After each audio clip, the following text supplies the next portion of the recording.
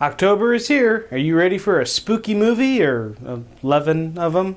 Well, first up we have Annabelle.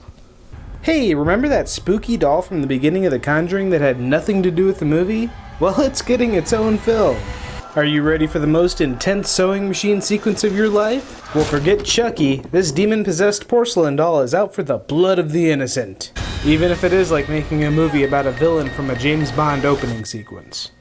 And this movie spinoff isn't even the weirdest thing to hit the screens this week. Not when we have Left Behind.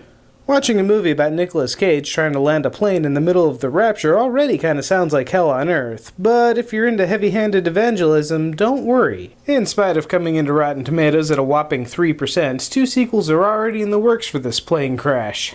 And speaking of movies that'll crush the soul, Dracula Untold. After killing Smaug, Bard the Bowman went into hiding in the Carpathian Mountains, changed his name, and eventually became a vampire. No, this isn't a trailer for a Castlevania movie, although it probably should be. In either case, I really don't want this to be bad.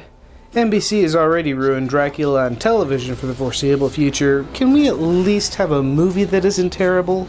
I need something to make me feel better. Wait. Can it be? Fuck yeah. Dead Snow 2. Red vs. Dead. Have you had enough of Nazi zombies? No, of course not. That was a trick question. It's zombie versus zombie in this ultimate battle for the fate of... oh, who really cares? Just look at this madness. Man, remember when horror movies were fun? No, of course, not every movie can be this awesome. Just take a look at The Devil's Hand. Transporter Chief Miles O'Brien beams down to become the leader of an Amish community that is either fending off the rise of Satan in one of 6 teenage girls, or just killing them off for reasons. Either way, sucks to be them. And they aren't the only community dealing with murder this month. So are the folks in The Town That Dreaded Sundown. More than 60 years after the real-life Moonlight murders, the Phantom Killer strikes again at the little town of Texarkana. This movie goes meta, referencing both the original murders and the 1976 film based on them. An interesting twist to the typical slasher story, so it could be neat to watch. Meanwhile, even the cartoons are getting grim this month. Just take a look at The Book of Life. Holy crap, I don't think the Land of the Dead has ever looked so good. Guillermo del Toro lends his impossibly creative eye to this Spanish-themed story of a guy trying to escape the underworld to get back to the love of his life. But really, who cares? Just look at how pretty this movie is. And now back to our regularly scheduled horror explosion. Ouija. Hey, you know what's never a good idea? Screwing around with a Ouija board. Nothing good ever comes from it. Ever. At best, you end up looking like a jackass. At worst, you end up attracting the attention of a demonic spirit with nothing better to do than haunt you and your friends. Ah, man, aren't there any comic book movies coming out this month? Nightcrawler.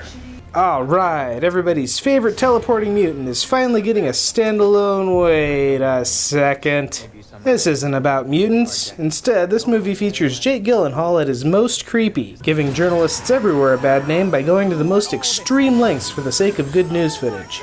And now, a word from our sponsors. Champions of Zorb. Harmonia is under attack. I wish we could help Prince Cassio. Yeah! Now you can explore the world of Zorb.